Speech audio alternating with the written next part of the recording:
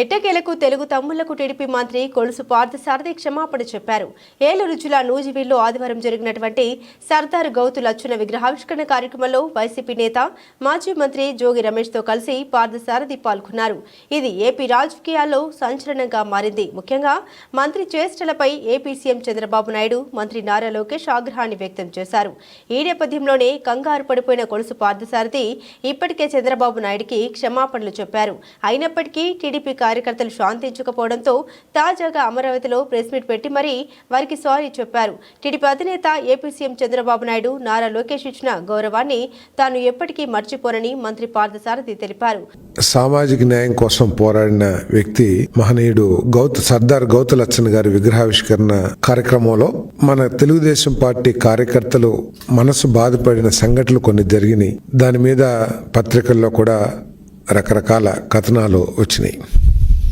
కొన్ని చోట్ల ఉద్దేశపూర్వకంగా తెలిసే నేను కానీ శిరీష్ గారు కానీ నారాయణ గారు కానీ ఆ కార్యక్రమంలో పాలు పంచుకున్నారని ఈ విషయంలో మొట్టమొదటిగా నేను చెప్పేది ఏమిటంటే, నాకు చంద్రబాబు నాయుడు గారు, లోకేష్ గారు నాకు ఇచ్చిన గౌరవాన్ని నేను ఎప్పుడూ కూడా జీవితంలో మర్చిపోనని చెప్పేసి ముఖ్యంగా తెలియజేస్తా ఉన్నాను. గౌడ సామాజిక వర్గం వాళ్ళు డిజైన్ చేసిన ప్రోగ్రామ్ కు తాను వెళ్లాలని మంత్రి కొలుసు పార్థసారథి తెలిపారు. అక్కడ సడన్ గా జోగి రమేష్ ను చూసి షాక్ అయ్యానని పేర్కొన్నారు. టీడీపీ కార్యక్రమాల్లో చొరబడడం వైసీపీ నేతలకు ముందు నుండి అలవాటని తెలిపారు. జోగి రమేష్ కు చిల్లర చేష్టలు చేయడం వెన్నతో పెట్టిన విద్య అని విమర్శించారు. వైసీపీ తానులో నుండి చించుకొని బయటకు వచ్చేశారని మంత్రి పార్థసారథి పేర్కొన్నారు. తాను టీడీపీ సిద్ధాంతాలను బలంగా నమ్ముతామని తెలిపారు. టీడీపీ కార్యకర్తలు తనను ఆదరించారని, నూజివీడులో తమ భుజం మీద వేసుకుని మరి తనను గెలిపించారని తెలిపారు. టీడీపీ సిద్ధాంతాలను దెబ్బతీసే వ్యక్తిని కాదని ఆయన పేర్కొన్నారు.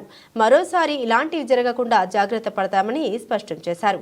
వ్యక్తిగతంగా జోగి రమేష్తో తనకు ఎలాంటి సంబంధం లేదని వివరించారు. జోగి రమేష్ ఎపిసోడ్లో పార్టీ హైకమాండ్ కార్యకర్తలకు మరోసారి క్షమాపణ చెబుతున్నామని అన్నారు.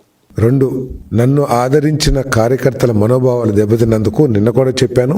మరొకసారి వారి మనోభావాలు దెబ్బతిన్నందుకు వారికి సారీ చెప్తూ ఈ సంఘటనకు సంబంధించిన వివరాలు కూడా మరి కార్యకర్తలకు విశదీకరించాలనే ఉద్దేశంతో ఈరోజు మీ ముందున్నానని చెప్పేసి మనవి చేస్తాను.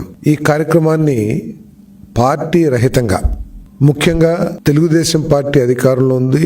నూజివీడులో తెలుగుదేశం పార్టీ అభ్యర్థిగా, మంత్రిగా నేనున్నాను కాబట్టి నా నియోజకవర్గంలోని గౌడు సోదరులు అందరూ కూడా జనసేనకు సంబంధించిన వాళ్ళు, టీడీపీ వాళ్ళు ముందు లీడ్లో ఉండి ఈ విగ్రహాన్ని ఆవిష్కరించుకోవాలనే కోరికను నా దగ్గర వెలువచ్చినప్పుడు తప్పకుండా నా సహాయ సహకారాలు ఉంటాయి. ఆయన మహనీయుడు, ఒక బలహీన వర్గాలందరూ కూడా గౌరవించదగ్గ వ్యక్తి. మీరు తప్పకుండా కార్యక్రమాన్ని చేయండి.